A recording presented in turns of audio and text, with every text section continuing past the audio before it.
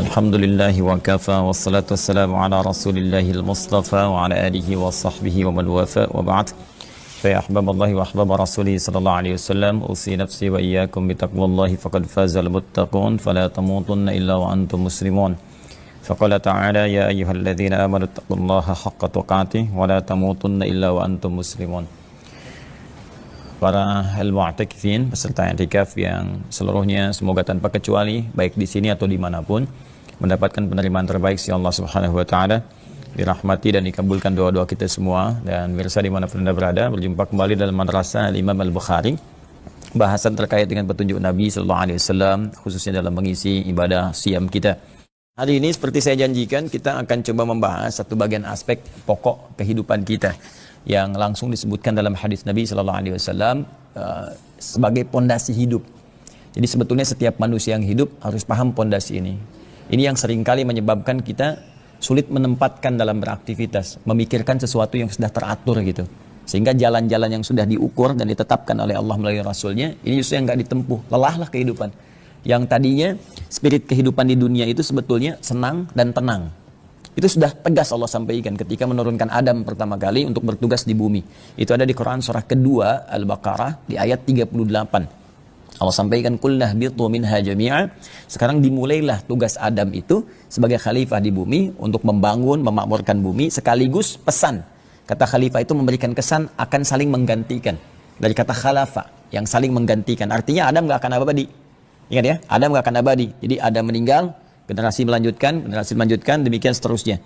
Dan karena itu pesannya di Quran surah keempat An-Nisa, ya, di ayat yang ke-9 itu tegas Allah menyampaikan, wal yakhshal ladzina law taraku min khalfihim dzurriyyatan dhi'afa khafu 'alaihim falyattaqullaha wal yaqulu qawlan sadida. Hendaklah setiap orang tua itu merasa khawatir kalau nanti dia meninggalkan generasi setelah dia bertukar gitu kan dengan misinya itu, ternyata lemah keadaannya karena nggak disiapkan. Ya, apa yang harus disiapkan itu? Ya, itu lemah di sini kata para ulama ada 3. Ya, lemah iman, ya, lemah ilmu, lemah harta. Jadi ini mesti kuat, diberikan pondasi yang kuat. Iman mesti kuat, karena itu pegangan teguh kepada agama mesti kokoh. Ilmu juga mesti kuat, karena ini dasar juga ya untuk mendapatkan kesuksesan dunia dan akhirat bahkan. Kemudian yang terakhir harta, karena ini bekal juga yang dibawa untuk kemaslahatan dunia termasuk juga untuk akhirat. Ya, nggak mungkin kita bisa zakat kalau nggak ada harta. Nggak mungkin sholat bisa membeli pakaian yang baik menutup aurat kalau nggak ada harta. Puncaknya haji dan sebagainya. Nah, sekarang dari yang 3 pokok ini saya ingin turunkan beberapa yang penting, yaitu terkait dengan rizki yang kaitan eratnya dengan harta. Jadi kalau kita paham ini, apalagi masa pandemi seperti ini gitu kan, nah, kita akan dapatkan beberapa turunan dalam Al-Quran dan Hadis yang sifatnya sangat menarik. Saya mau turunkan dulu dalilnya ya, sehingga konstruksi pembahasannya utuh gitu ya, jelas. Jadi bukan persepsi kita, tapi dibangun di atas dalil-dalil firman Allah yang sifatnya sudah pasti, dan keterangan Nabi SAW yang mutlak gitu kan, nggak bisa ditawar di sini. Nah, kita akan lihat bagaimana esensi rizki dalam Al-Quran dan hadis-hadis Nabi SAW.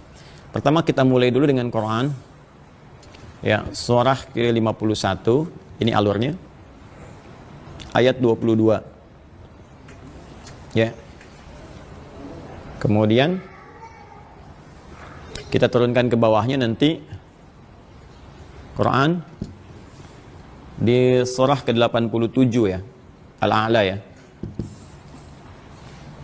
Ayat yang ketiga. Saya tuliskan dulu suratnya ya, supaya nanti tidak bertanya surat apa. Ini Adz-Dzariyat.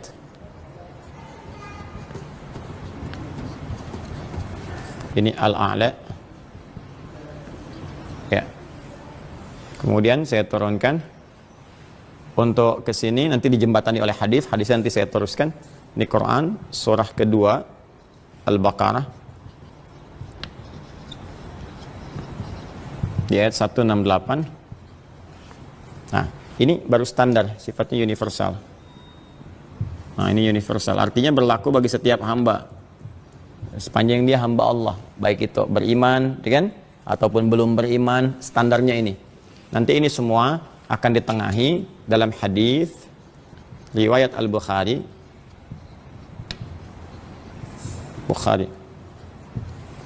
Kalau saya tidak keliru nomor hadis 3208, 3208.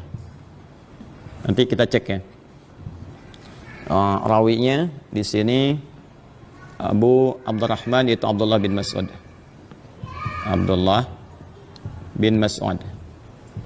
Kemudian dicantumkan juga oleh Al-Imam An-Nawawi, dikutip karena ini pondasi kehidupan, maka Al-Imam An-Nawawi pun memasukkannya dalam 42 hadis dasar, disebut Al-Arba'in itu. Ya, di hadis yang keempat. Ya, Al-Arba'in. Nomor hadis yang keempat. Coba yang bawa kitab Al-Bukhari cek dulu supaya saya tidak keliru. Ya, di nomor hadis 3208. Kalau nggak salah 473 di kitab Anda itu yang saya bagikan di itu. Ada nggak? Sebelah kiri atas ada. Ya, ada Abi Abdurrahman Abdullah bin Mas'ud radhiyallahu ta'ala anhu, ya. Inna ahadakum yujma'u khalqu fi batni ummi, ada hadisnya? Inna ahadakum yujma'u fi batni ummi. Betul ya? Alhamdulillah. Jadi ini ya, pas ya. Baik, ini yang universal. Sekarang kita khususkan untuk yang beriman. Ya, mesti ada bedanya ya. Kita katakan, ya Allah, saya beriman kepadamu. Apa perbedaan iman saya dengan yang belum beriman terkait rezeki? Kalau sama-sama, untuk apa saya beriman? Itu kan logika berpikirnya ya. Maka Allah turunkan sebelum kita tanya ketentuan untuk orang beriman di Quran surah kedua Al-Baqarah. Nah, saya berikan begini supaya mudah. Ayat 172. Lebih dahsyat lagi nanti Quran surah ke-7 Al-A'raf ayat 96. Nah, kemudian ini korelasinya nanti kaitannya di Quran surah ke-65 At-Talaq. Nah, ini kalau mau kita turunkan panjang. Di ujung ayat kedua sampai dengan ayat keempat. Nah, contohnya, ini contoh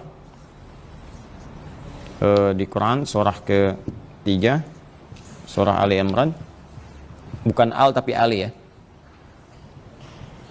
di ayat ke-37. Nah, ini dulu, ini yang paling pokok yang dasarnya. Nanti kita turunkan, boleh jadi akan ada turunan-turunan detil lain di hadis Nabi SAW ataupun di ayat Al-Quran. Pertama terkait dengan esensi rizki, ya, sebagai pokok kehidupan. Esensi rizki dalam Al-Quran. Nah, baik, Allah Subhanahu wa Ta'ala mencipta manusia dan memberikan misi. Ya, bukan hanya mencipta, tapi memberikan misi. Penciptaannya ada di Quran surah ke-15 di ayat ke-28. Dan dahsyatnya penciptaan ini diperkenalkan kepada malaikat dan jin yang sudah tercipta lebih dulu. Allah berfirman, wa idh qala rabbuka lil malaikati inni khaliqum basyara min salsalin min hama'in masnun. Dan Muhammad SAW, saya infokan, kata Allah, saya menyampaikan kepada semua malaikat dan jin yang telah tercipta lebih dulu, ya, saat Adam akan diciptakan, aku akan mencipta makhluk baru demi misi yang baru, misi yang khusus, ya, yang tidak akan diemban oleh malaikat, bukan pula oleh jin. Saking pentingnya misi ini, malaikat dan jin diinfokan. Ya, siapa nanti makhluk ini yang diciptakan? Nanti akan kita nyambung ke Al-Baqarah. Lihat pembuka ayatnya, wa idh qala rabbuka lil malaikah. Jadi penciptaannya dibuka dengan kalimat wa idh qala rabbuka lil malaikah. Nanti misinya pun ketika disampaikan akan dibuka dengan kalimat yang sama, wa idh qala rabbuka lil malaikah. Dan saya tekankan, malaikat sudah dulu tercipta, jin sudah dulu tercipta. Makanya di ayat 27-nya sebelum 28 Allah terangkan jin sudah duluan. Wal janna khalaqnahu min qablu min naris samum. Baru kemudian ke manusia. Nah, pindah kemudian ketika sudah tercipta manusia di sini. Manusia tercipta, kan? Sudah tercipta tadi di Quran surah ke-15 Al-Hijr ayat 28, kan? Lalu sekarang misinya apa? Karena tidak boleh ada ciptaan Allah Subhanahu wa Ta'ala yang tidak mengandung makna, nggak ada faidah, nggak ada fungsi, nggak ada misi. Mustahil, ya. Karena semua apa yang diciptakan Allah pasti ada manfaat, ada visi, ada fungsinya dalam kehidupan. Baik, apalagi manusia.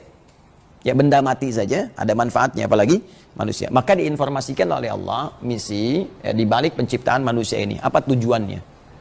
Disampaikan di Quran surah kedua Al-Baqarah. Saya tuliskan Al-Baqarah di ayat yang ke-30. Perhatikan baik-baik, pembuka ini itu sama dengan pembuka yang di sini. Quran surah 15 dengan Quran surah 2, ayat 28 dan 30, itu kalimat pembukanya sama. Jadi yang ini wa idh qala rabbuka lil malaikah, yang ini wa idh qala rabbuka lil malaikah. Seakan-akan misi manusia itu sama penting dengan penciptaannya. Jadi kalau ada manusia bertugas di bumi tidak membawa misinya, tidak mengimplementasikan misi yang telah Allah tetapkan, seakan-akan itu penciptanya dianggap tidak bermakna gitu bagi manusianya. Ya, seakan-akan saya nggak ciptakan kamu begini, gitu kan?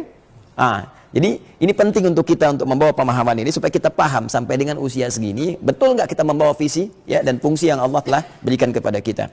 Apa itu? Wa idz qala rabbuka lil malaikati inni ja'il. Yang pertama inni khaliqun, yang kedua inni ja'ilun. Sebentar, sedikit sekali pengayaan yang singkat. Ya. Ini kembali ke Allah. Khaliqun. Inni ja'ilun. Awalnya sama-sama, pembuka awalnya. Saya ingin terangkan kata ini yang paling penting. Khaliq. Khaliq ini bukan sekedar mencipta, tapi pencipta dari bahan yang sama sekali tiada, sampai mengadakan bahannya juga. Dari awal penciptaan. Jadi dia nggak butuh bahan, nggak butuh apapun, bahkan dia yang menciptakan bahannya di awal. Ya, dari semua aspeknya. Itu disebut khaliq. Dari kata khalaqa. Makanya makhluk manusia nggak bisa disifati dengan nama ini. Khaliq. Ya, diberi nama langsung misalnya Khaliq misalnya, nggak bisa. Harus pakai Abdul di awalnya, Abdul Khaliq misalnya. Karena sifat penciptaan manusia membutuhkan kepada materi yang lain. Ya, misalnya ini mau buat meja nih, nggak bisa misalnya ada khalaqat tawilah, nggak bisa. Dia menciptakan meja, nggak bisa. Karena bahannya bukan dia yang ciptakan. Dia hanya merangkai dari bahan-bahan yang telah ada. Ya, makanya dalam bahasa Arab yang sekarang pembuat sesuatu itu bisa dikatakan sani'. Ya, kalau dia sifatnya bahan-bahan pabrikan atau rakitan-rakitan sani'. Ya, Pak Sony, bapak yang suka kreasi gitu kan, buat sesuatu. Sani' atau mukhtari' dari kata ikhtara'. Mukhtari'. Ya. Atau mubdi', kalau penemu sesuatu dari bahan tapi orang belum banyak tahu. Ya, sekarang kan banyak penemuan-penemuan kan? Nah, itu mubdi' namanya. Mubdi'. Dalam aspek duniawi ya, kalau dalam aspek syariat justru salah. Ini yang disebut bid'ah itu sifatnya. Ya, jadi maaf, agama itu nggak butuh penemuan karena sudah berbentuk pedoman, nggak usah ditemukan lagi gitu ya, kecuali turunan-turunan dalil di situ yang menghasilkan kemudian bimbingan dalam kehidupan. Dan itu pun sifatnya sudah ada gitu ya, tinggal kita kemudian lakukan pengayaan untuk praktikalnya. Jadi ini untuk manusia. Ya, jadi mubdi', mukhtari', sani'. Adapun khaliq hanya bagi Allah. Jelas ya? Baik. Nah, ini pencipta dari yang tidak ada menjadi ada. Ketika sudah tercipta dan harus diberikan fungsi, apa manfaatnya, fungsinya apa? Maka berubah kalimat menjadi ja'ala. Ya, orang yang memberikan fungsi ya, atau zat yang memberikan fungsi pada hasil yang tercipta itu disebut dengan ja'il namanya. Ya. Jadi kalau ini misalnya spidol sudah ada, saya ingin katakan ini fungsi spidol. Ana ja'altu ya hadzal qalama misalnya katiban ya, untuk menulis misalnya kan, atau wasilah lil kitabah sebagai perangkat untuk menulis. Ya, maka Allah sampaikan saya mencipta manusia dan saya berikan fungsi kepada manusia, misinya tuh ini. Dan jelas sekali tugasnya. Ja'ilun fil ardi. Ini yang pertama kali kita mesti ketahui. Ya. Ja'ilun fil ardi. Ini dia nih. Fil ardi. Jadi misi kita bukan di langit. Asal kita yang dari langit. Awas, ini bukan asal kita di bumi. Kita berasal dari langit. Kita itu istimewa, tinggi. Langit itu kan sama. Sama itu sumu, tinggi. Jadi kita itu makhluk terhormat. Ya, makhluk yang tinggi, dimuliakan oleh Allah Subhanahu wa taala. Ya, sama status dengan malaikat, ya jin yang taat sama-sama mulia. Tapi nanti manusia bisa lebih mulia dibandingkan dengan makhluk-makhluk tadi ketika berhasil membawa misi ini. Cuma diberi tugas untuk menentukan kemuliaan. Itu diberi tugas. Tugasnya di mana? Fil ardi, yang kita terjemahkan dengan bumi. Ya, asalnya ardun itu setiap tempat yang ditapak. Setiap tempat yang ditapaki itu ardun namanya. Walaupun misalnya sedang ada ke bulan, ya, sedang dinas ke bulan misalnya kan, sekarang pengen mencoba ke Mars misalnya. Nah itu setiap tempat yang ditapaki walaupun di bulan jadi ardun. Karena asal kata ardun itu setiap tempat yang ditapak. Jelas ya? Karena umumnya beraktivitas di bumi, maka disebutlah dengan ardun itu bumi. Jelas? Nah, dunia itu sifatnya. Ya, jadi dunia itu asalnya bukan nama tempatnya, dunia itu sifatnya. Ya, nah ini penting sekali untuk kita sampaikan. Nah, dunia itu sifatnya. Nah, dari kata dana, yadnu dunuwan. Ya, sesuatu yang dekat atau berlangsung cepat. Ya, dekat atau berlangsung cepat, ya kan? Orang yang disebut dani, ya, dani. Dana yadnu dunuwan, perempuannya disebut dengan daniyah. Ya, Ahmad Dani gitu kan. Ahmad yang cepat. Ya, Ahmad itu sifat beribadah yang tinggi, cepat beribadah. Ya, misalnya ada Nia yang cepat, yang dekat, Nia Daniyati, ya, bisa dia Dania.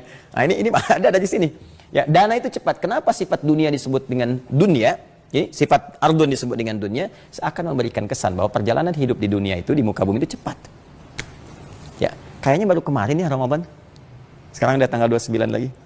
Kayaknya baru kemarin menikah, sekarang udah punya cucu. Ya, kayaknya baru kemarin gitu, kayaknya singkat, cepat. Itulah dunia. Dan ternyata misi ini saking inginnya Allah cepat kembali kita kepada Allah Subhanahu wa taala guna meraih rahmatnya, maka dijadikan kehidupan di muka bumi ini tidak berlangsung lama. Ya, untuk memberikan kesan kepada kita, satu saat cepat atau lambat dengan sifat cepatnya kehidupan dunia kita akan pulang. Kita akan pulang. Jelas ya? Nah, kalau sudah mengerti tentang ini, maka rahmannya Allah, kasihnya yang sangat dalam kepada setiap hamba menjadikan setiap hamba Allah itu diinginkan langsung oleh Allah sukses dalam rangka membawa misinya di bumi. Ya, untuk sukses inilah diberikan bekal-bekal. Cuma nanti dikembalikan ke manusianya, mau ikhtiar nggak memaksimalkan bekal ini saat bertugas. Jelas ya? Baik. Apa di antara bekalnya? Inni ja'ilun fil ardi, ini ya. Jadi misinya, kalau misi kan selesai, misi komplit kan harus kembali kan? Laporan kan? Sama saja kan? Kita pulang. Nah, ini misi komplit, kita pulang kembali kepada Allah, lalu dievaluasi bagaimana misi kita itu yang disebut dengan hisab nantinya. Nah, ketika kembali ini membawa misinya apa? Ja'ilun fil ardi khalifah. Tadi saya katakan, khalifah itu setidaknya punya dua makna yang utama. Satu, akan saling menggantikan. Jadi sifat misi ini kata Allah akan saling menggantikan, gak akan abadi. Ya, kita selesai, ada generasi lain. Generasi ini selesai, ada yang lainnya lagi. Tarik konteks lebih dekat ke keluarga, ayah selesai, gantikan anak. Anak selesai, gantikan cucu. Demikian seterusnya. Dan nanti ada konsepsi dalam Al-Quran memberikan petunjuk kepada kita bagaimana menyiapkan generasi terbaik untuk menggantikan kita. Nah, yang kedua, mana khalifah ini dari kata khalafa, turunannya adalah sesuatu yang membawa kebaikan. Ya, kemakmuran, manfaat, dan kesuksesan. Jadi seakan memberikan kesan saat bertugas nanti, apapun tugasnya harus sukses. Harus membawa manfaat. Harus baik. Makanya nanti turunannya Quran surah ke-17 ayat 70. Ya, surah 17 ayat 70. Walaqad karramna bani Adam. Ya, sungguh kami muliakan semua anak cucu Adam. Jadi, saat kita turun ke muka bumi ini, kita membawa sifat kemuliaan. Itu yang harus ditransfer dalam kehidupan kita. Jangan sampai mengurangi kehormatan kita. Makanya turun hukum haram. Pernah dengar haram? Ini haram. Itu haram dari kata hurmah. Ah, ini ada soundtracknya sedikit. Anak-anak nih biasanya lagi menghafal ya, ngulang deh. Nah, jadi hormah itu haram, itu diserap ke dalam bahasa Indonesia di kata hormat. Hormat itu seakar dengan kata haram. Bukan diharamkan hormat, bukan. Asalnya turun hukum haram itu untuk menjaga kehormatan kita supaya tidak larut dalam kenistaan. Jadi jangan turun status menjadi makhluk yang tercela, padahal asalnya terhormat gitu. Makanya lisan kita itu terhormat, jangan dipakai untuk berkata yang kotor. Begitu berkata yang kotor menurunkan kehormatan kita. Asalnya demikian. Ya. Nah, jadi ini yang kita harus bawa misi kita di muka bumi, apapun profesinya. Apapun pekerjaan kita, passionnya apapun, berlaku yang baik. Sukses di dalamnya. Bangun bumi dengan baik, niatkan sebagai ibadah, pulang kepada Allah. Untuk memberikan ini supaya sukses, diberikanlah bekal. Ya. Di antara bekal yang paling utama, teman-teman sekalian, ada 3 yang paling utama. Ya. 1 nanti batas waktu untuk menjalankan misi disebut dengan ajal. Terus ada batasnya, ya kan? Karena kan misi kalau komplit pulang. Kalau nggak ada batasan repot tuh, ya. Nah, 1 itu. Yang kedua, rizki perangkatnya. Ya, rizki perangkatnya. Kalau nggak ada rizki, ya memang batas waktunya ada, gitu kan? Ya, tapi nggak ada perangkatnya. Bagaimana kita menjadi sukses, ya kan? Dan turunannya. Kemudian yang ketiga, ilmu. Ya, ketiga apa? Ilmu, ya. Baik. Nah, ini jelas. Kalau ini sudah dipahami ya, turunan ini sudah dipahami. Sekarang Allah memperkenalkan dulu pertama ini ilmu di ayat 31-nya. Oke? Okay? Wa 'allama Adam al-asma'a kullaha, gitu kan? Nanti di ayat 31, nanti saya cerita di kesempatan yang lain. Ya, di kesempatan yang lain untuk membahas ini supaya kita tidak terlampau panjang masuk ke dalamnya, dan saya tunjukkan betapa dahsyatnya turunan ini sampai menjadikan di Amerika itu melakukan riset dari ayat ini dan menyimpulkan bahwa manusia itu dahsyat. Tidak ada makhluk paling pintar di muka bumi ini, ya, selain manusia. Sampai di riset bagaimana kapasitas memori manusia itu. Ya, sekian ratus juta gigabytes itu ya, yang memorinya bisa menangkap segala hal. Nanti saya turunkan di sini. Saya ingin masuk bahasan kita sekarang terkait dengan yang ini dulu, yang rizki. Ya, jadi ini kita akhirkan yang ini. Kita masuk sini dulu. Khairul umuri awsatuha. Banyak orang galau. apalagi dalam situasi pandemi semacam ini gitu kan. Ini terhambat pekerjaan, terhambat begini, begitu dan sebagainya. Seperti apa sih konsepsi Al-Quran memberikan jalan kepada kita untuk mendapatkan rezeki dengan ikhtiar yang kita tempuh, dan bagaimana jalan ikhtiarnya? Ya. Yuk kita kesini dulu. Quran surah 51 ayat 22. Pemirsa mohon izin ya, saya sedikit mengingatkan teman-teman yang i'tikaf di sini, kita bisa fokus, dan teman-teman yang di samping kanan atau kiri saya, kalau mau ikut i'tikaf, gabung kajian silakan, kalau tidak Anda istirahat diam atau Anda turun ke bawah ya. Baik. Lanjutkan. Quran surah 51 ayat 22, Ad-Dhariyat. Wa fis samai rizqukum wa ma tu'adun. Saya mau tanya sebentar, tadi konsepsi kita saat diberi misi, ada di mana kita? Di langit kan? Ya, Adam maksud saya, dalam konteks ini. Adam kan? Tugasnya di mana? Di bumi kan? Nah, sebelum tugas diturunkan, Allah sudah memberikan segala perlengkapan kepada Adam alaihissalam, termasuk jaminan untuk keturunan-keturunannya. Bukan hanya ilmu. Ilmu itu hanya ditampilkan sebagian untuk memberikan keyakinan kepada malaikat dan jin yang kiranya akan menyoal, kenapa harus manusia yang dipilih? Ya, jadi manusia ini diberikan bekal khusus oleh Allah karena ini cuma manusia yang bisa. Maka ditunjukkanlah bekal ilmu. Ya, namun selain itu ada juga yang diberikan perangkatnya, yaitu apa tadi? Rizki. Ya, maka kita lihat Quran surah ke-51 ayat 22. Wa fis sama, dan sejak di langit itu kata Allah, rizqukum, rizki kalian manusia yang akan bertugas di bumi sudah Allah tetapkan sesuai dengan maslahat masing-masing, sesuai dengan batas tugasnya masing-masing. Ya, jadi jangan khawatir, ternyata kaidah rezeki itu sudah Allah tetapkan. Ya, saya ulang ya. Kaidah rezeki itu sudah teratur. Ya. Wa fis samai rizqukum, dan di langit itu sejak kalian nanti belum beraktivitas ke bumi, aku sudah tetapkan kata Allah, rezeki kalian masing-masing. Ada bahasa kumnya di situ. Ya, lihat kalimatnya. Allah tidak mengatakan wa fis samai rizq, tapi wa fis samai rizqukum. Ini. Dan di langit itu, sejak di langit, ya, rizqukum, rizki kalian itu, nah ini membentuk jama' menunjuk kepada setiap personal kita. Jadi setiap kita itu udah ada bagian rizkinya. Ya, wa ma tu'adun, dan dijanjikan oleh Allah akan diberikan. Ini nggak akan tertukar. Makanya kalau orang Islam, orang beriman, juga non-muslim, mau mengkaji konsepsi ini, nggak akan terjadi pencurian. Ya, karena setiap kita udah dapat bagiannya, nggak akan tertukar. Ya, hanya kurang kerjaan kalau ngambil rezeki orang lain. Kenapa? Sebab kalau bukan punya kita, pasti akan balik kepada pemiliknya. Mau ditunggu apapun, mau di dunia, ya tenang dari awal begini, nanti 2 tahun kemudian, 5 tahun kemudian, 10 tahun kemudian, ternyata diketahui, karena TPPU misalnya kan, ada yang diingatkan, pesantren ada yang diarahkan untuk mendekat kepada Allah supaya paham lagi. Nggak ketemu di dunia, nanti akan terus akan kembali. Baik di keturunan, dikejar kembali. Ada yang di alam kubur, sampai di akhirat. Kalau sampai di dunia ini tidak tersalurkan dengan baik, dijaga oleh dia, tidak sampai misalnya di akhirat, Allah kembalikan dalam bentuk pahala-pahala kebaikan yang ditukar nanti oleh orang yang zalim tadi. Jadi ini konsepsinya kalau kita paham, nggak akan pernah ada rezeki tertukar saat di dunia, mustahil. Ya, mustahil. Dulu ada putri yang tertukar mungkin, rezeki yang tertukar tidak. Jadi kalau orang paham, sekali lagi, orang nggak akan tergerak untuk mencuri. Demi Allah saya katakan ya, mengambil rezeki yang punya kita, itu hanya melelahkan diri saja. Karena pada akhirnya akan kembali kepada pemiliknya. Ya, putar-putar di situ aja, pada akhirnya balik lagi. Ini satu. Ya.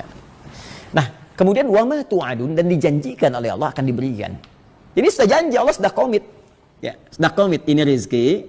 Ketika tugas kita dimulai saat di dunia, ya, itu dengan sifat yang cepat, di bumi kita menapak, dengan itulah kemudian rezeki Allah persiapkan untuk diberikan pada kita.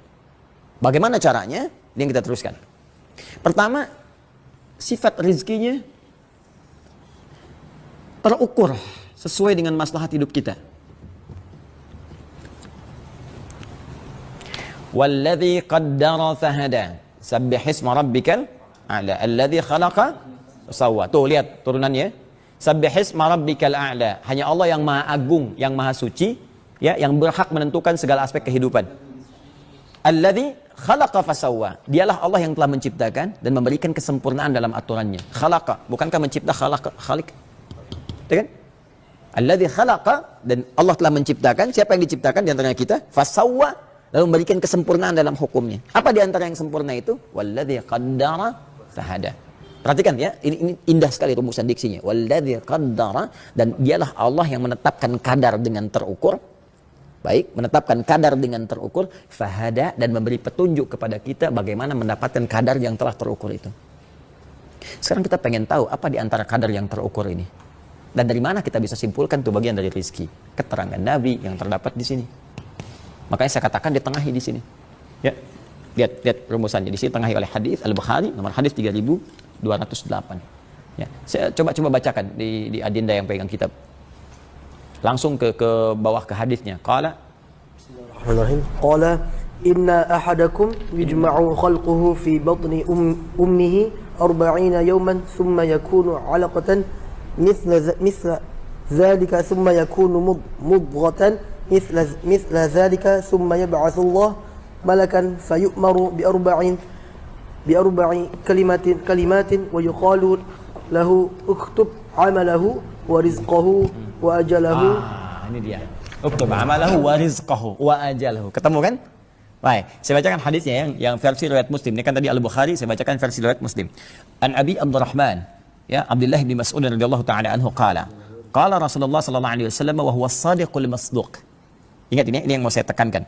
Dari Abdullah bin Mas'ud, semoga Allah meridai kepada beliau. Abdullah bin Mas'ud itu termasuk sahabat Nabi yang indah bacaan Al-Qur'annya.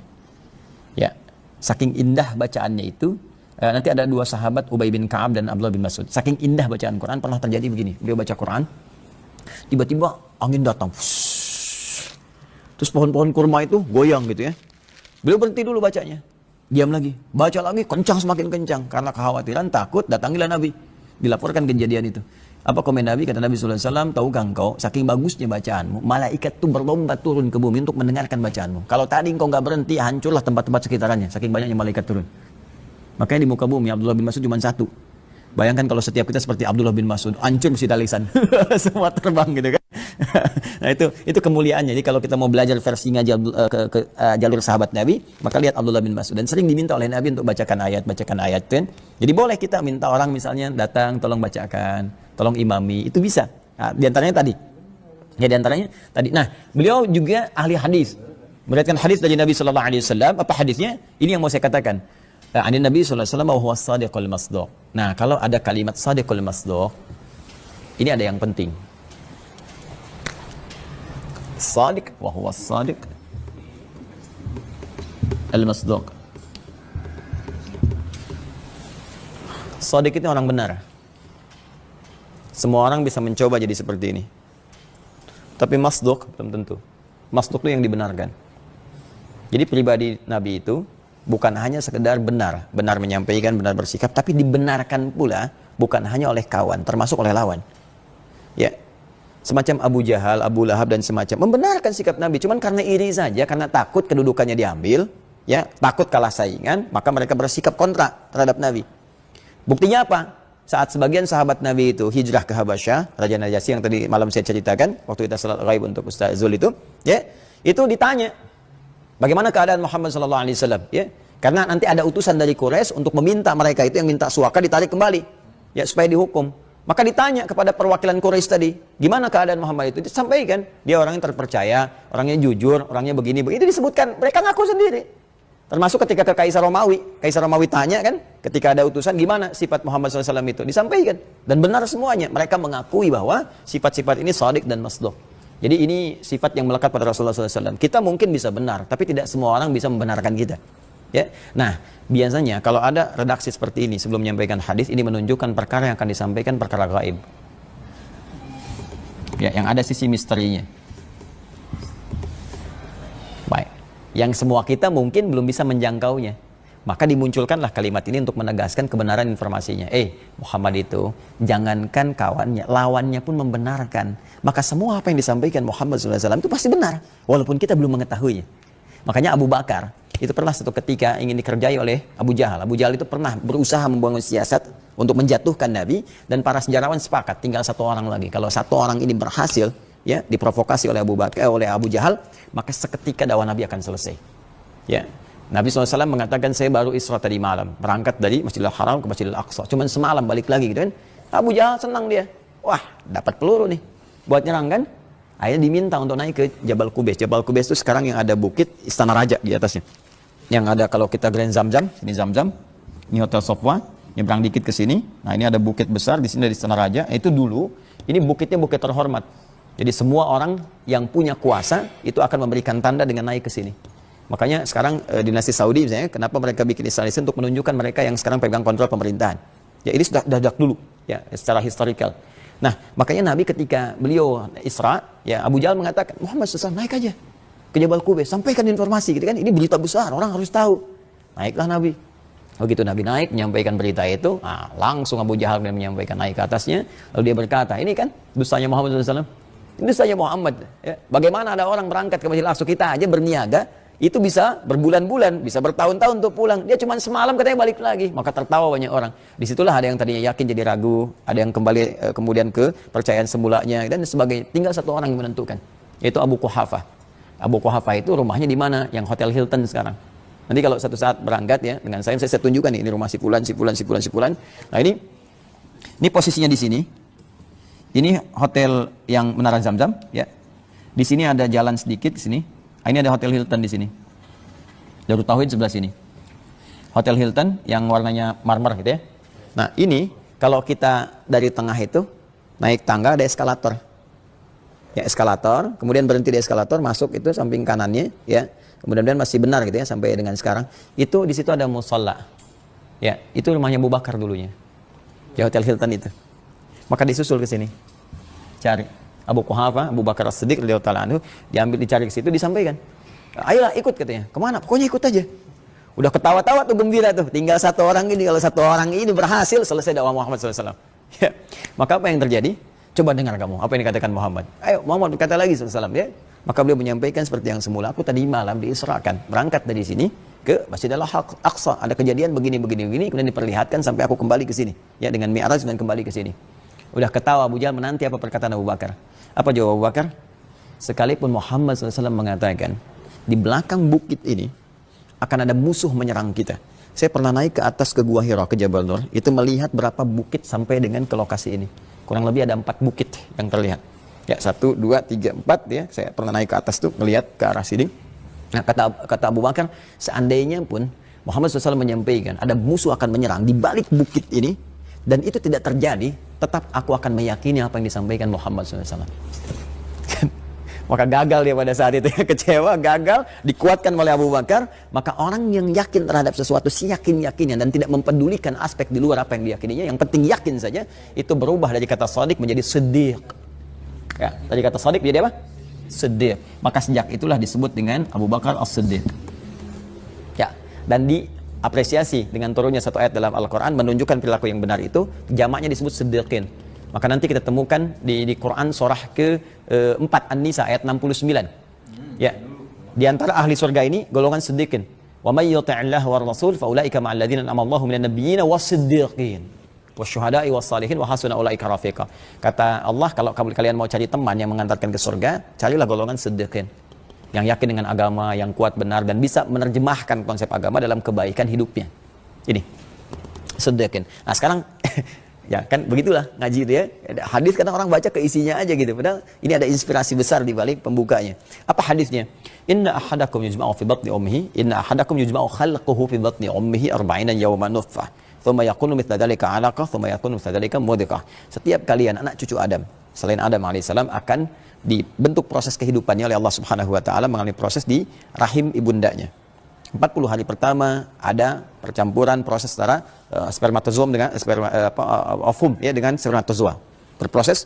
Kemudian 40 hari kedua berbentuk alaqah, zigot yang menempel di dinding rahim.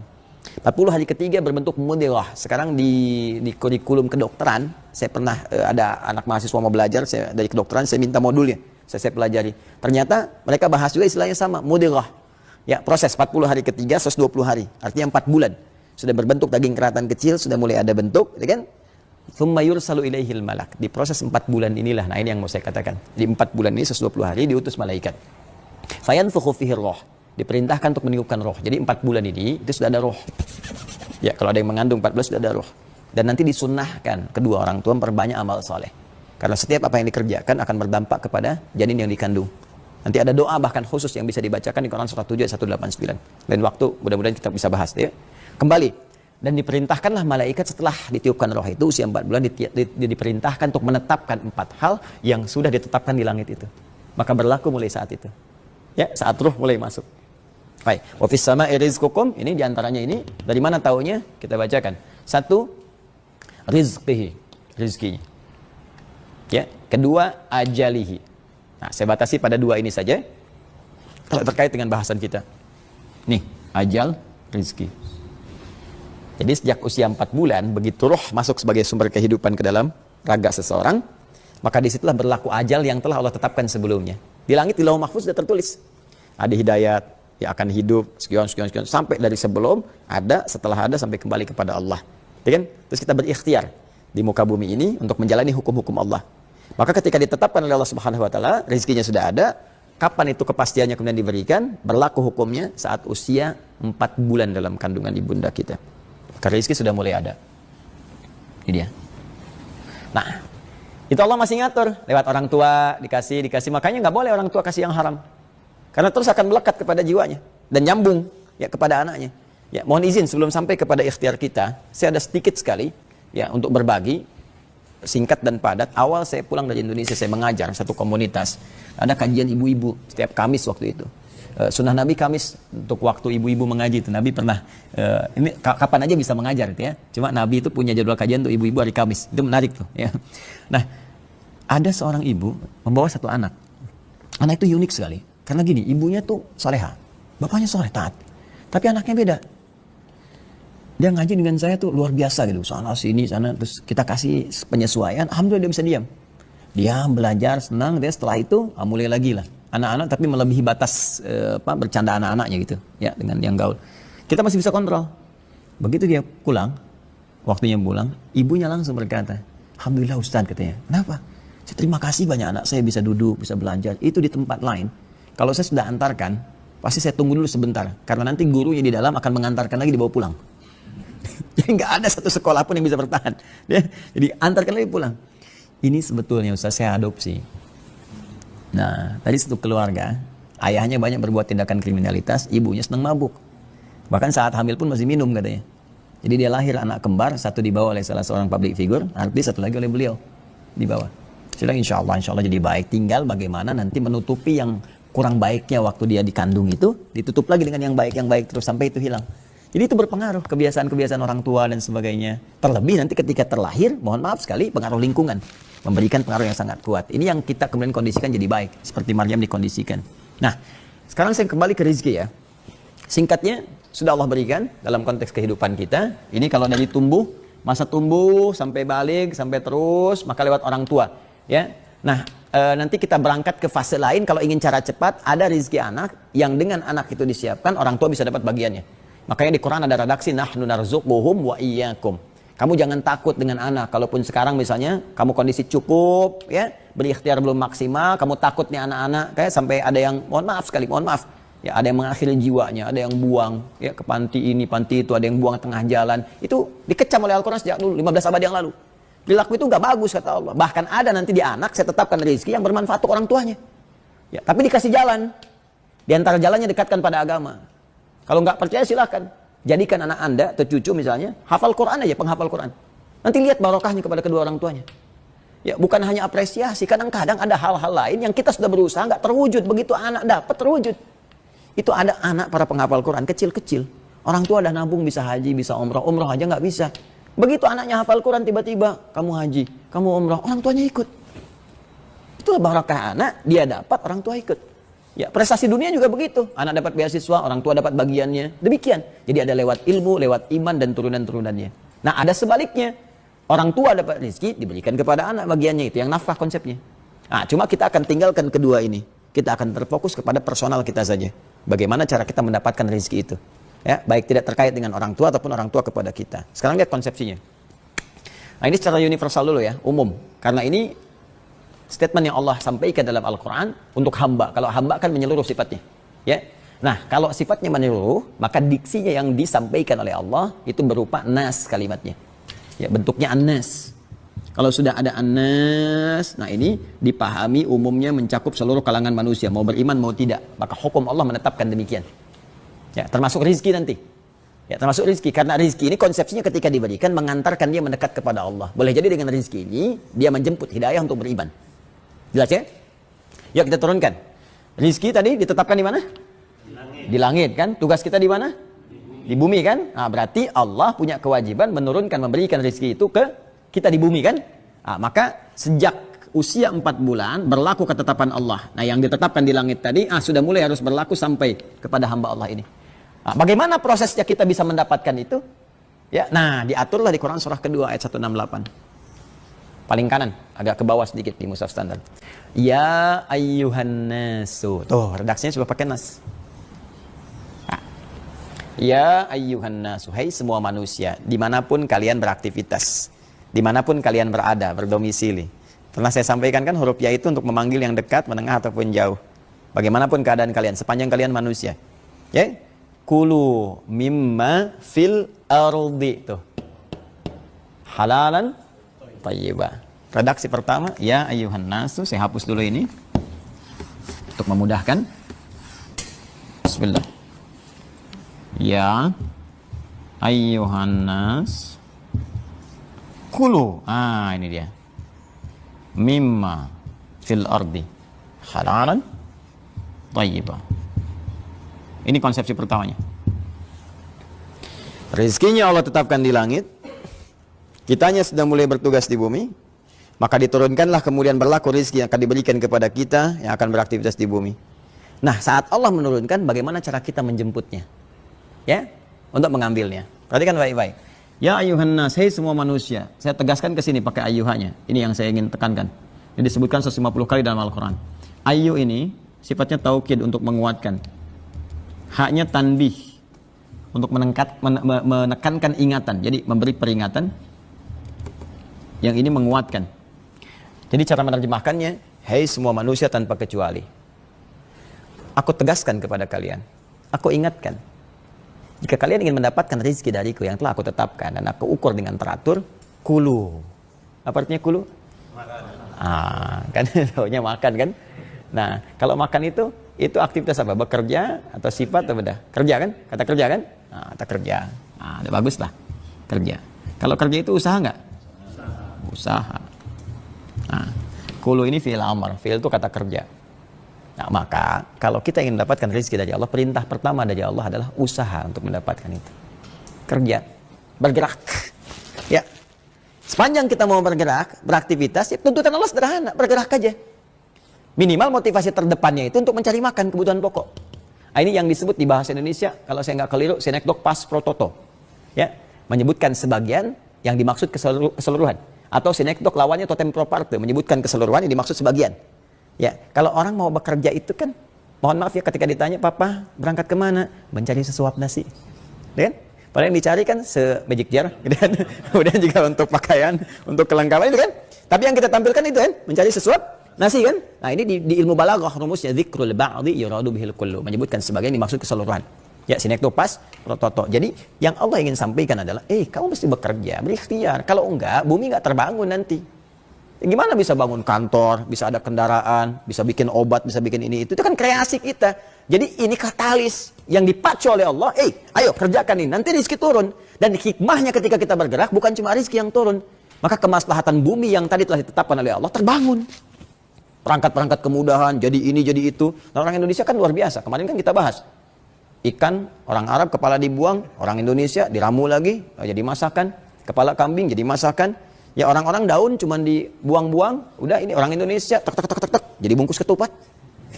Jadi bungkus lepet, macam-macam kan. Jadi semua bisa diolah gitu kan.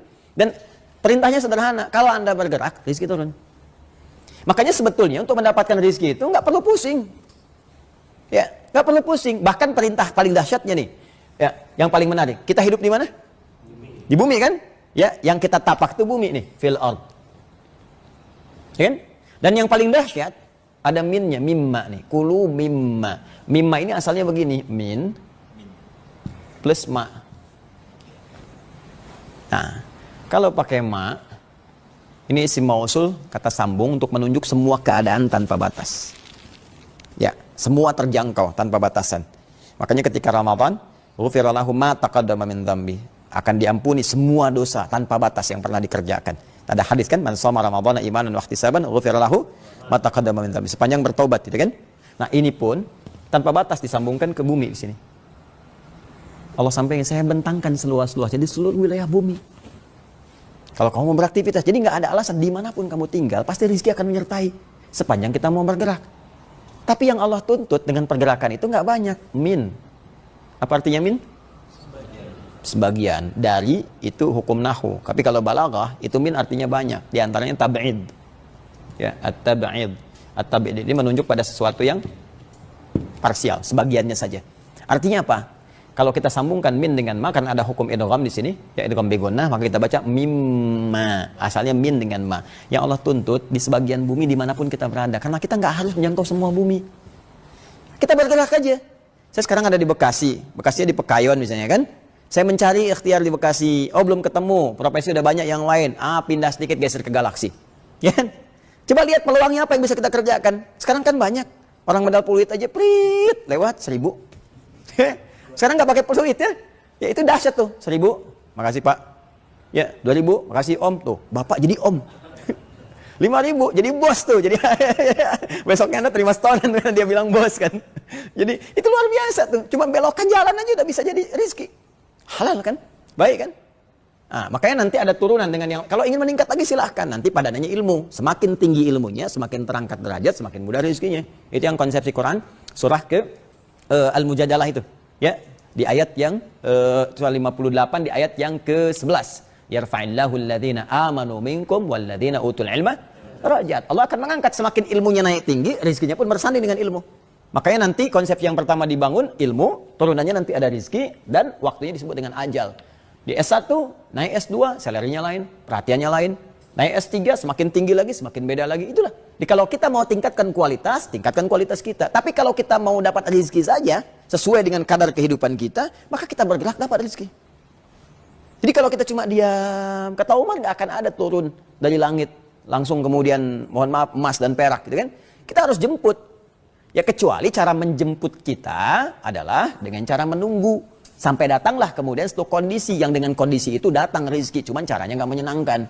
Ya, nunggu nggak makan-makan sampai sakit, bawa ke rumah sakit, baru infus masuk rezeki itu lewat sakit. Datang orang dan sebagainya. Saya dulu waktu di Kairo ada diskusi begini, ada 2 orang pintar dua-duanya. Ya, satu aliran tekstual, yang kedua perpaduan teks dengan konteks dan masuk pada kontekstual gitu ya sifatnya. Jadi orang ini gini punya prinsip. Allah kan sudah katakan rezeki diatur di langit, pasti diberikan. Kita nggak usah repot. Yang udah diatur katanya udah. Ya dia nggak baca aturannya bagaimana. Yang penting Allah sudah mau kasih, kita tunggu.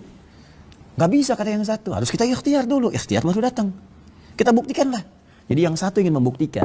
Saat kayak gini kita nih, ya kita etikaf. Kalau di Timur Tengah itu nggak harus Ramadan. Kadang-kadang ada zawiyah. Zawiyah itu untuk khusus kita menyendiri baca taqarrub pada Allah. Sisi yang lain tuh ya. Kayak kita punya nih di sini misalnya atau tempat sebagian belakang masjid itu. Itu masuk dia. Dia sembunyi di balik meja. Dan ada kebiasaan etikaf di situ. Dia sembunyi di balik meja supaya nggak ketahuan. Nah biasanya ada orang donatur kasih makanan. Ya, setiap waktu gitu ngelihat. Hari pertama masuk lihat ada berapa orang. Ya hal min akhir, ada lagi yang lain nggak? Katanya saya mau ngasih makanan nih. Nggak ada karena dia kan sembunyi. Kan nggak boleh ngapa-ngapain, diam. Kan? Tanya marbot nggak tahu, karena marbot nggak tahu ada yang sembunyi di situ. Hari kedua tanya lagi kan. Ini saya kasih lagi ada yang lain, nggak ada kan? Dia boleh gelisah tuh, lapar. Hari ketiga dia nggak tahan, dia udah nggak tahan. Begitu datang lagi orang nanyakan kan, ada lagi yang lain katanya kan? Ini saya mau pindah ke tempat lain kalau nggak ada yang lain kan? Dia ngasih kode, gitu kan? Baik, begitu dia ngasih kode, rupanya ada orang kata marbot kaget. Begitu dilihat dah kelihatan orang lapar kan? Kenapa anda nggak bilang katanya kan? Dikasih lah dia kemudian 2 bagian, 2 box lah kalau kita. Begitu dikasih itu temennya yang tadi diskusi langsung nyamperin ke dia katakan kan saya udah bilang dari awal, rezeki itu mesti diikhtiarkan dicari walaupun dengan gitu. Ya? Nah, ini kadang-kadang kalau kita nggak puasa kan orang ceramah berarti dia pengen minum kan. Nah ini yang saya maksudkan. Ya jadi jangan putus asa, jangan ada alasan ya kayak pertanyaan yang tempo lalu kan. Di sini diponis saja di pekerjaan itu kan kita bisa mencari yang lain, berikhtiar. Yang penting Allah menuntut kita ikhtiar. Kadang-kadang ini yang terjadi seringnya begini. Bukan nggak dikasih. Tapi Allah itu sangat pencemburu pada ketakwaan kita.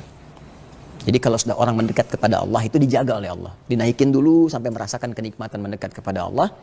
Lalu setelah itu terjadi sesuatu yang sangat dahsyat. Akumulasi dari ikhtiar dia selama dia mencari itu. Misal, sekarang hari apa? Selasa. Nah, Selasa ya kan? Selasa ada yang kerja nih. Ya, taruhlah melamar pekerjaan atau nyari atau kemana. Terus dalam pandangan manusia nggak dapet tuh. Bukankah setelah itu dia berdoa kan? Meningkatkan sholatnya. Ya, kadang dia tahajud, kadang dia puasa, kadang macam-macam. Nah, itu tanda pertama. Jadi kalau kita sedang mendapatkan keadaan seperti itu, cepat ambil. Dekati Allahnya tambah lagi. Tingkatkan ibadah. Boleh jadi yang ditunggu oleh Allah itu, ini aspek ibadahnya. Mudah bagi Allah menurunkan rezeki. Cuman kamu kemana aja? Sekarang kamu baru datang bisa tahajud. Kemarin kamu jarang. Hampir nggak pernah. Nggak pernah puasa sunnah, nggak pernah baca Quran. Kalau cuma nyari dunia, jangankan kamu yang belum beriman pun bisa dapat itu. Cuman iman kamu fungsinya apa? Bakal kamu pulang bagaimana? Maka kita kemudian diminta oleh Allah untuk mendekat dulu. Mendekat, Rabu, kadang belum dapat, Kamis, ya. Begitu Jumat, tiba kemudian kita Jumatan, niatnya nggak nyari rezeki, mau Jumatan ya. Tiba kemudian ada orang tiba-tiba datang misalnya. Aku ada peluang nih pekerjaan, begini. Langsung ya, kirimkan CV-nya, besok kita keluarkan berapa gaji yang diminta. Kadang terjadi. Ya. Tiba kemudian dapat bagian sembako, dapat bagian ini itu yang kalau dihitung itu akumulasi pekerjaan kita dari Selasa, Rabu, Kamis. Ya. Tapi memahami ini butuh praktek dari Al-Quran dan butuh mempraktekkan nama kita sebagai mukmin. Mukmin itu dari kata iman. Iman itu yakin tanpa ragu. Dalikal kitabul hudalil. Nah, jadi terhadap qadar Allah ini mesti yakin. Kalau kita ragu nggak akan dapat. Ini dulu di zaman-zaman dulu sering terjadi yang seperti ini dan sudah paham fikihnya. Dia ada sahabat, ini kisah nyata ya. Nanti dulu tuh masih banyak buku nih. Mas Fahad nih rajin baca buku dan tahu udah koleksi buku itu. Dulu ada buku kalau masih ingat itu, kisah orang-orang soleh kan. 30 kisah teladan, sekian kisah teladan. Di antara sekian kisah itu ada kisah nyata, zaman orang-orang soleh terdahulu. Dia berusaha berikhtiar, di rumah sudah nggak ada makanan macam-macam, dia berikhtiar. Berangkat, nawarkan jadi kuli panggul di pasar dan sebagainya kan. Lalu apa yang terjadi? Dia nggak dapat tuh, datang kemudian ke musala. Dia bermohon lagi pada Allah, ya Allah aku sudah berikhtiar seperti apa yang kau perintahkan, mau berikan rezeki kepadaku seperti apa yang telah kau janjikan. Dia berikhtiar, setiap berikhtiar dia jaga waktu sholat. Ke masjid lagi, terus lagi seperti itu. Di rumah belum dapat. Hari pertama belum dapat, kan? Hari kedua sudah tahan lapar.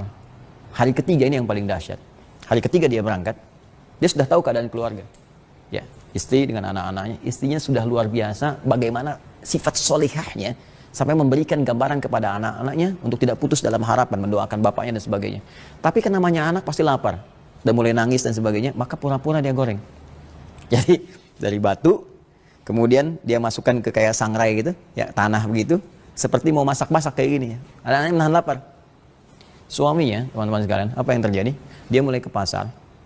Kemudian dia tahu, wah kalau saya nggak pulang ini repot juga gitu kan. Di rumah bagaimana? Maka kemudian dia berusaha untuk menyenangkan, memberikan harapan. Dia masukkan batu-batu ke karung. Dia bawa ke musola, disimpan di luar.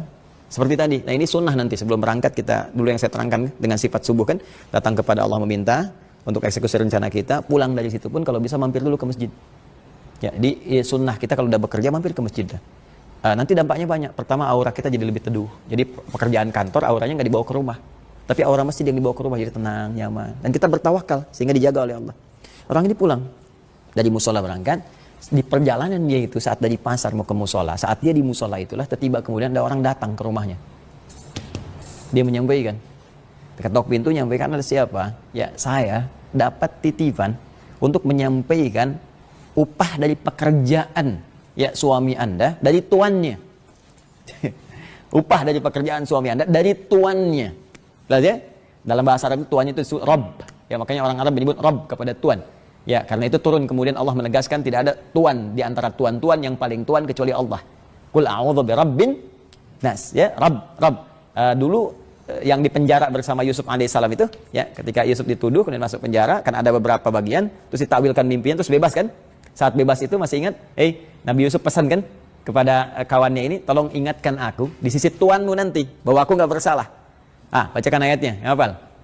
Uzkurni inda rabbik. Ya, tolong ingatkan aku di sisi Rabbmu. Rabb di sini bukan Allah, yang dimaksud raja, tuannya. Ya, tapi kemudian Allah turunkan kalimat Rabb untuk menegaskan raja di raja. Nggak ada raja selain Allah, nggak ada tuan selain Allah.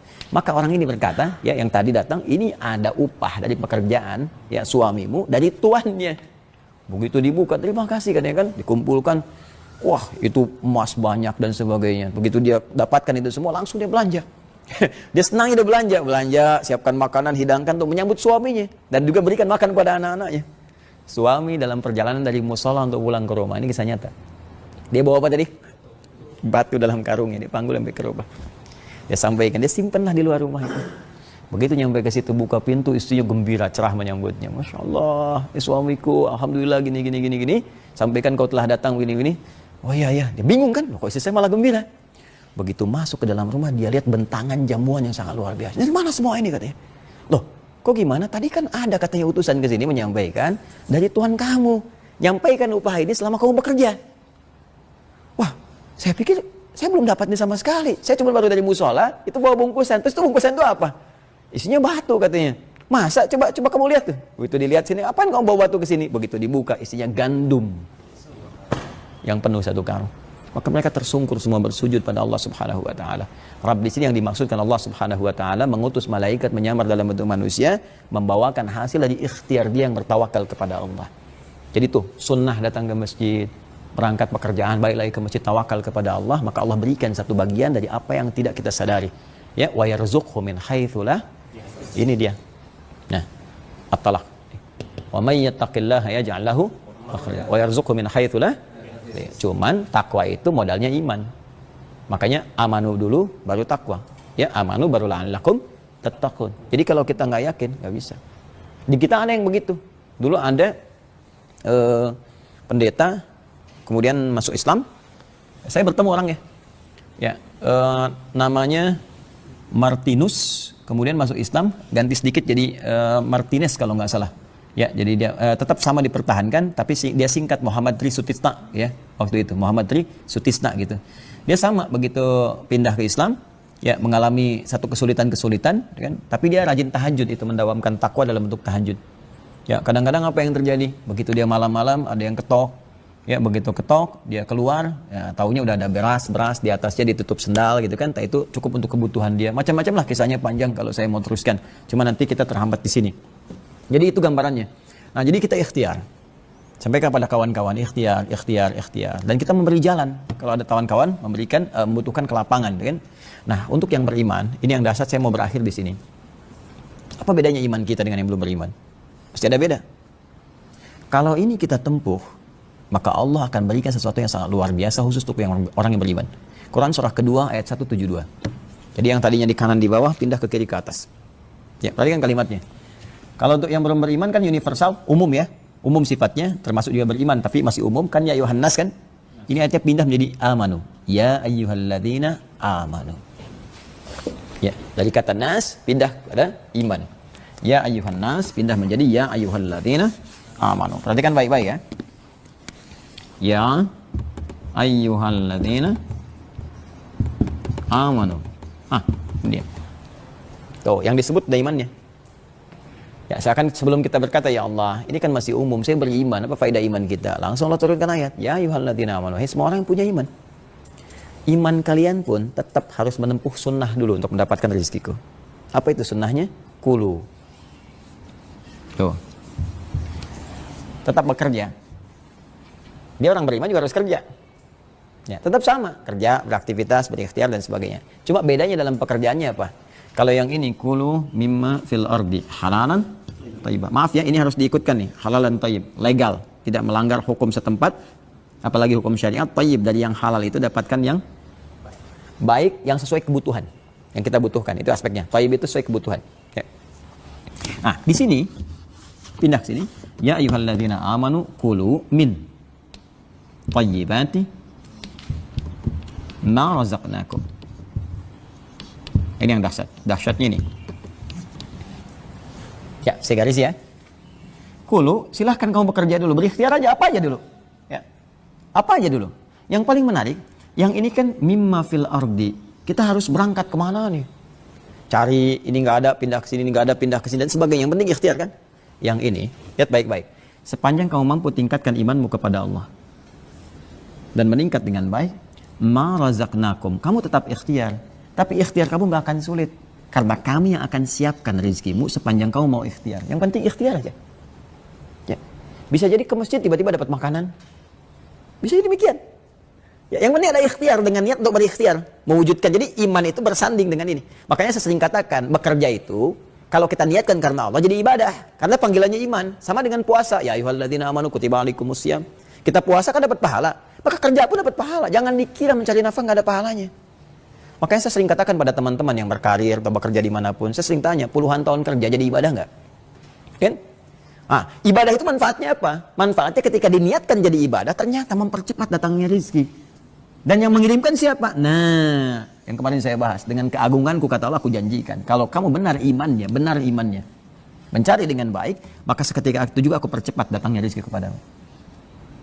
Nah, yang paling menarik ini, lihat sini. Ini kan ya ayyuhan nasu kulu mimma fil ardi halalan. Yang ini ya ayyuhalladzina amanu kulu min thayyibati. Disebutkan lagi thayyib ini, tapi bentuknya jamak. Thayyibat jamak dari kata thayyib. Tapi halalnya dibuang. Halalnya nggak disebutkan. Kenapa halal nggak disebutkan? Karena kalimat iman sudah disebutkan duluan. Karena pemilik iman itu mustahil mencari yang haram. Karena imannya otomatis membimbing dia untuk mendapatkan yang halal. Nah, jadi kalau kita ingin cepat mendapatkan rezeki dari Allah, jangan sekali-kali terpikir mendapatkan dengan cara yang haram. Jangan sekali-kali. Ya, karena iman itu ada. Makanya kata Nabi, la yasikul mu'min indama yasik wa huwa mu'min. Enggak mungkin orang beriman itu mencuri, korupsi, menipu. Ketika dia melakukan itu ada iman dalam jiwanya. Intinya menunjukkan kelemahan di imannya. Ya, maka kalau kita ingin mendapatkan cepat dari Allah, berpikir yang positif kepada Allah, kuatkan iman kita dengan amal soleh, karena iman bersanding dengan amal soleh. Ya, tingkatkan amal soleh kita, semakin kuat imannya, semakin cepat Allah berikan. Maka yang diberikan oleh Allah itu adalah min thayyibati. Thayyib adalah satu kebutuhan kita, ya, secara fisikal, materi fisik. Satu kebutuhan kita yang terkait dengan materi fisik, ya, makanan, pakaian, dan sebagainya. Nah, ini sifatnya kalau sudah butuh berarti berkah. Jadi kalau ada orang bisa mengelola harta rezeki sesuai kebutuhan, berarti berkah hartanya. Ya, karena ciri harta yang tidak berkah diantaranya apa? Dikoleksi sesuai keinginan nafsu, tapi nggak dibutuhkan, nggak digunakan. Ya, kumpulkan ya pakaian, kendaraan, perangkat, macam-macam, setiap ada pengen, tapi dipakai enggak. Ini menunjukkan kurang berkah. Berkah itu ziyadatul khair, bertambah nilai manfaatnya. Nah, kalau nggak bermanfaat, untuk apa gitu? Jadi kalau Anda misalnya dapat gaji 10 juta, 5 juta, 3 juta per bulan, tapi cepat habis, sehari habis, 2 hari habis, dan bukan aspek kebutuhan. Yang mengkonsumsi dengan itu, ini menunjukkan dia nggak berkah. Ya, tapi kalau dapat 1 juta, 100.000, bertahan sebulan. Ya, saya punya kawan dulu, orang awak, ya, dari Bukit Tinggi, Masya Allah. Datang ke Tripoli dengan saya bareng-bareng satu angkatan. Buat cuma $50. Itu $50, bertahan selama 4 tahun di sana. Ya. Dan dia ingin balas itu dengan bekerja keras untuk menghajikan ibundanya. Dia dapat itu, dia ingin kembalikan kepada ibunya dalam bentuk ibadah haji. Itu bertahan dan berkah hidupnya sampai sekarang. Ada kawannya malah nggak bawa apa-apa. Dan minta gitu. Ini luar biasa. Ya, nah, jadi ini yang mau saya sampaikan. Saya sedikit ya. Saya pernah datang ke satu daerah. Karena anak saya pengen ngerawat kambing. Dengar Nabi pernah menggembala kambing, pengen Buya gembala kambing. Ayo saya bawa. Satu tempat, naik bukit Gunung. Saya dengar ada orang soleh ngelola kambing. Begitu ke situ lihat. Itu kambing baru datang katanya. Masya Allah, saya coba lihat. Kambing itu ada yang mulutnya ditutup dengan potongan aqua. Yang ada setengah liter itu ya, yang agak ditutup tuh. Saya tanya itu kenapa ditutup? Ya, sakit apa gimana? Lihat jawabannya. Orang desa yang jarang ngaji seperti kita, tapi bagaimana dia menjaga imannya kepada Allah. Itu bukan sakit Gus katanya. Itu kambing, sengaja kami tutup dari tempat kami beli di bawah, supaya di jalan dia nggak makan yang bukan haknya. Itu saya terpaku beginian, keluar air mata saya menetes. Saya bilang, saya mengajar, dan banyak orang datang ke Majelis Ta'lim, tapi Anda yang mempraktekkan di sini. Jadi makanya dapat 100.000, 200.000 untuk per bulan itu berkahnya luar biasa. Kami datang tuh makanan, ikan, apa ada aja gitu. Itu sangat luar biasa. Jadi kisah-kisah itu banyak kami koleksi gitu. Itu sangat luar biasa untuk menginspirasi. Jadi saya katakan kalau iman kita bisa meningkat, maka berkah Allah berikan. Berkah. Walaupun cuma dapatnya 100.000, tapi berkahnya luar biasa. Ya kita dapat 500.000, tiba-tiba mau belanja, kawan traktir. Mau gini, buah, teman-teman antarkan, dan sebagainya. Dan gak pernah gitu selesai, terus begitu. Ya. Nah yang terakhir, ada yang paling dahsyat. Ini saya akhiri. Quran surah 7 di ayat 96. Ya, Quran surah 7 ayat 96. Paling kanan sebelah atas. Tadi kan Nas kan? Terus ini iman kan? Nah, sekarang tambah lagi satu. Semakin kita tambah dengan kebaikan, semakin cepat rezeki mengalir. Dan Allah tawarkan untuk semua tanpa batas, bukan 1-2 orang. Seakan ingin memberi kesan bahwa rezeki Allah itu terbuka untuk siapapun. Rahmat Allah sangat luas. Apa kata Allah? Walau anna ahlal qura amanu, iman tuh, wattaqau, plus takwa, imannya tambah takwa. Nah, coba saya tanya lagi, rezeki tadi di mana ditetapkan? Langit kan? Nah, diturunkan kemana? Sekarang perhatikan, kalau iman kita tingkatkan, diisi dengan takwa maksimal, walau anna ahlal qura, kalau ada satu penduduk negeri, satu semuanya, bukan 1-2 orang. Kita berdoa di Indonesia ya kan? Baik semua. Amanu, mereka mau beriman kepada Allah. Wattaqau, lalu tingkatkan imannya dengan meningkatkan takwa. La fatahna alaihim barakatim minas sama'i wal ardh. Kami buka semua pintu keberkahan rezeki di langit dan di bumi. Atas bawah. Makanya kita katakan Mekah negeri mubarak. Kan? Madinah mubarak yang diberkahi. Karena diberkahi rezekinya dari atas dari bawah. Ya. Coba gersang begitu kok tiba-tiba pisang ada, semua jenis buah ada, segala ada. Dan manusia yang beraktivitas ya seringkali, mohon maaf ya, dipandang ya biasa, bahkan sedikit dinilai kecil gitu ya oleh masyarakat dunia. Ya, ada di antara teman-teman kita itu satu negara pecahan dari Pakistan, Bangladesh ya. Jadi India pecah, Pakistan kemudian jadi sebagian Bangladesh. Itu Bangladesh rata-rata teman-teman kita, dan ini menggambarkan situasi ya. Dan kita mendoakan semua yang terbaik gitu kan. Kalau kita temukan di bandara ada, ini ada, macam-macam ada, dan mau menerima upah berapapun yang penting bisa bekerja gitu kan. Rata-rata di aspek-aspek pekerjaan yang sektor-sektor yang kecil gitu. Tapi di Mekah tidak, cuma di Mekah. Bagaimana Allah mengangkat status sosialnya jadi pemilik hotel, ya kan? Kemudian pemilik mobil, kendaraan macam-macam, catering, itu bisa naik statusnya di Mekah itu, saking berkahnya. Allah ingin menunjukkan ketika negeri diberkahi, apapun itu, semua tidak ada ukuran manusia di situ. Maka diturunkan oleh Allah semua jenis kebaikan-kebaikan. Maka kalau kita ingin mendapatkan semua hal tadi, kemuliaan-kemuliaan, gampang, enak, terbuka semua, dan berkah hidupnya, bertambah kebaikannya, maka tingkatkan iman dengan takwa. Ya. Nah, lalu turunlah jaminan Allah di Quran surah At-Talaq, turun ke bawahnya tuh, ayat 2-4. Kalau kita bisa tingkatkan takwa kan, amanu wattaqau kan, maka lihat jaminannya. Wa may yattaqillaha yaj'al lahu makhraja wa yarzuqhu min haitsu la yahtasib. Siapa yang mampu meningkatkan takwa, semakin meningkat, maka yang pertama Allah akan berikan solusi dari setiap persoalan yang dialami. Rizki bahkan yang datang dari sisi yang tidak diduga. Jadi kalau kita orang beriman, ini kan kita puasa kan sekarang. Dan di antara fungsi puasa meningkatkan takwa kan? Maka demi Allah saya katakan, kalau 80% lebih lah umat Islam di Indonesia benar puasanya, meningkat takwanya, dan negara pasti akan terbantu. Akan terbantu. Ya, kalau di krisis misalnya di bidang ekonomi, macam-macam dan sebagainya, itu akan terbantu. Akan datang. Allah kirimkan sesuatu yang mungkin kita harap-harapkan terjadi baiknya. Ya, jadi otomatis itu. Ya, otomatis. Jadi saya kira sekarang harus ditingkatkan. Peningkatan puasa kita ya, sholatnya tingkatkan, baca Qur'annya, tata diri kita lebih baik lagi, sehingga menghasilkan kejujuran, goalnya itu kan, ya, kedisiplinan, kemuliaan, ya, toleransi dalam konteks yang dibenarkan dan turunan-turunannya. Kemudian terakhir, kalau kita tanya, gimana contohnya? Adakah jaminan dari Allah untuk itu terwujud atau hanya janji saja? Allah buktikan lewat Maryam, Quran surah Ali Imran ayat 37. Ini buktinya. Yang meningkatkan iman, meningkatkan takwa, akhirnya sebelum minta sudah Allah kirimkan, seperti yang pernah saya kisahkan. Dan Maryam itu bukan nabi, bukan rasul. Makanya kita nggak bisa ngeles, itu kan nabi ya Allah, itu kan rasul. Ini bukan nabi, bukan rasul. Itu kan laki-laki ya Allah, ini saya kirimkan perempuan. Namanya Maryam. Disiapkan oleh orang tuanya, meningkatkan iman dan takwa. Apa yang terjadi? Kullama dakhala 'alaiha Zakaria al-mihraba wajada 'indaha rizqa. Tuh. Rizqa. Istrinya Mas Fahad, rizqa. Wajada 'indaha rizqa. Ya. Fataqabbalaha rabbuha biqabulin hasanin wa anbataha nabatan hasana wa kaffalaha Zakaria. Kullama dakhala 'alaiha Zakaria al-mihraba wajada 'indaha rizqa. Mihrab itu tempat untuk meningkatkan iman dan takwa. Begitu ditingkatkan itu, datang rezeki. Setiap waktu. Ya, sampai Nabi Zakaria berkata, "Qala ya Maryam anna laki hadza?" Dari mana semua ini? Apa jawabannya? Qalat huwa min indillah. Lihat ujungnya, innallaha yarzuqu may yasha bighairi hisab. Ini konsepsinya.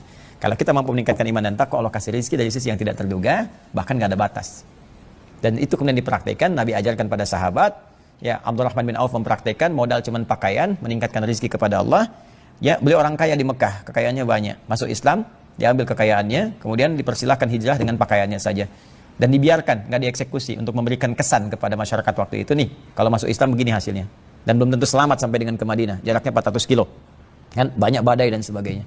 Nyampe ke Madinah, orang Madinah sangat baik perilakunya sampai diabadikan di Quran surah 59 ayat 9 sampai 10. Wa yu'thiruna 'ala anfusihim walau kana bihim khassasah, saling membantu luar biasa. Yang haus disambut dengan orang bawa minuman, lapar bawa makanan. Orang kaya jadi fakir diterima oleh orang kaya lagi. Apa pertanyaannya? Ya, lihat kalimatnya baik-baik. Akhil karim dalam bahasa kita. Sami'tu annaka kunta ghaniyan. Saudaraku yang baik, aku dengar kau pernah kaya. Ya, kalau ingin kaya lagi, khudh nisfa mali, ambil setengah kekayaanku. Ambil setengah kekayaanku. Ya, karena tahu orang biasa kaya kan beda, ya. Cara bersikapnya, kemudian kan gaya hidupnya dan sebagainya. Makanya di rumus fisika itu F1 ya sama dengan F2, gaya gerak sama dengan gaya dorong. Ya, semakin tinggi kan semakin besar. Gitu kan? Kalau orang naik angkot kan umumnya tawadu, turun terus bayar gitu kan, sedekah, gitu kan? Tapi dia semakin naik, kadang-kadang ada orang kurang kontrol, buka pintu aja nggak bisa gitu kan? Yang paling menarik apa? Lupa, akan ada hukum Pascal, hukum tekanan di gaya itu. Saya belajar fisika dulu. Ya, F berbanding lurus dengan P, hukum pressure-nya. Gaya berbanding lurus dengan tekanan. Semakin banyak gaya, semakin tertekan. Jadi dikiranya ini banyak gaya tampilannya gitu kan, Abdurrahman bin Auf. Takutnya tertekan hidupnya karena turun status kan. Silahkan ambil setengah hartaku. Aku dengar kamu ditinggalkan keluargamu. Kalau ingin menikah lagi, silahkan pilih perempuan paling cantik di Madinah, atau bahkan dari keluargaku, atau bahkan di antara istriku. Aku ceraikan, kasih untuk kamu sebagian. Masya Allah. Ini jangan dipikir pakai gambaran kita ya, tega ngasih istri sendiri, bukan begitu. Nanti ini lain konsepsinya, makanya masuknya pakai iman dulu. Kalau belum paham akalnya pakai iman, nanti iman datang hikmah, membimbing akal untuk paham. Ya, untuk mengerti begitu caranya. Maka apa jawabannya? Saya tanya deh, kalau antum jadi Abdurrahman bin Auf apa jawabannya? Datang ke Bekasi, antum itikaf luar biasa, tinggalkan keluarga, harta nggak ada, ambil setengah harta saya. Kalau perlu, belum dijawab, ya. Ya. Apa kata Abdurrahman bin Auf? Jazakallah khair, semoga Allah berikan pahala kepada anda. Hari ini ainal aswaq. Cukup tunjukkan kepada aku di mana pusat bisnisnya. Ya. Ternyata apa? Ternyata Abdurrahman bin Auf sudah dibekali oleh Allah melalui lisan Rasulullah dan prakteknya konsepsi bagaimana meningkatkan takwa. Kan setahun sebelum hijrah itu sholat. Dan diantara makna sholat itu untuk mencapai kesuksesan. Falah itu. Maka diajarkan maknanya. Makanya kalau kita tahu makna sholat dari awal sampai akhir, sukses hidup. Ya, walaupun definisi sukses kembali kepada capaian kita masing-masing dan target kita. Maka tunjukkan di mana pusat bisnisnya, di situ beliau kelola, dipraktekkan. Terus dekat lagi ke Allah, sholat, apa dan dipakai semua. Apa yang terjadi? Ya, nggak nyampe 3 bulan, itu sudah terkumpul harta beliau luar biasa. Ya, untanya sudah mulai naik cukup banyak, kambingnya cukup banyak, dinarnya hampir 10.000 dinar waktu itu. Ya, setahun jadi orang paling kaya di sana. 2 triliun. Ya, udah terkumpul asetnya itu. Sampai dia meninggal kurang lebih 3 triliun asetnya itu. Jadi tercatat dalam sejarah, selama beliau sudah jadi orang kaya itu, pertama, utang orang Madinah yang punya utang itu dibebaskan oleh beliau. Kan? Itu setiap tahun. Yang punya utang siapa? Bebas. Ya, yang kedua, orang-orang yang perlu modal itu dimodali oleh beliau. Dimodali. Ya. Yang lainnya disantuni oleh beliau. Jadi semua orang Madinah dapat bagian dari keberkahan hartanya. Termasuk semua istri Nabi SAW, sepeninggal Nabi itu, beliau yang support di donasi. Sampai Sayyidah Aisyah tuh memohon keberkahan kepada Allah untuk Abdurrahman bin Auf. Nah, inilah kehidupan yang memosisikan harta sebagai bagian dari perangkat kehidupan kita untuk mencari bekal untuk pulang. Kalau sudah paham begini, enak hidup. Ya, saya coba praktekkan dan konsepsi terakhirnya harus pandai melihat butuh kita itu seberapa. Lihat di keluarga. Maka selebihnya itu adalah sarana ibadah kita kepada Allah. Gitu. Mungkin dititipkan pada kita untuk itu karena ngejar yang lain mungkin dengan ilmu, dengan tenaga, dengan macam-macam. Sebelum itu dipindahkan kepada orang lain. Ya, itu untuk ini. Belum nanti ilmu, belum kedudukan dan sebagainya. Saya kira itu ya untuk hari ini. Mohon maaf kita tidak buka sesi diskusi dulu ya supaya mudah untuk bisa menstrukturkan ini semua dan mengamalkan dalam kehidupan. Ya, semoga Allah muliakan kita semua, merahmati kita, memberikan petunjuk kepada kita untuk jadi lebih baik dalam kehidupan dan berikhtiar serta bertawakal pada Allah Subhanahu wa taala dari setiap takdir yang telah Allah tetapkan kepada kita semua. Allahumma taqabbal minna innaka antas sami'ul 'alim. وتب علينا إنك أنت التواب الرحيم اللهم ارزقنا رزقا حلالا طيبا واجعلنا من المؤمنين المتقين يا أرحم الراحمين وألحقنا بالصالحين مع الذين أنعمت عليهم من النبيين والصديقين والشهداء والصالحين وحسن أولئك رفيقا ربنا آتنا في الدنيا حسنة وفي الآخرة حسنة وقنا عذاب النار بفضلك سبحان ربك رب العزة عما يصفون وسلام على المرسلين والحمد لله رب العالمين